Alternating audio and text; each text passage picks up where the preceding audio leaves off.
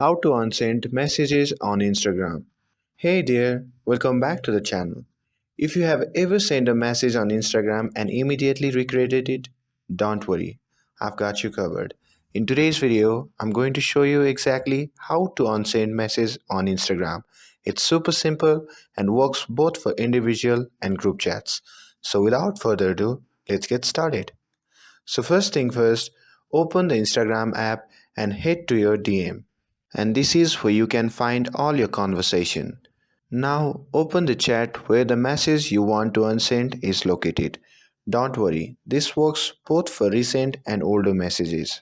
Now simply tap and hold on the messages that you have sent, and the drop down menu will appear with a few options. Look for the option that say unsend and simply tap on it.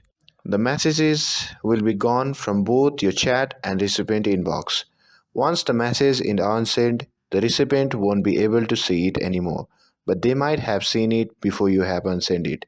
And there is no way to recover unsent messages, so double confirm before you want to delete it. And that's it for the video. I hope you found this video helpful. If you found this video helpful, don't forget to like and subscribe to get updated for more videos. Thanks for watching, and I'll see you in the next video.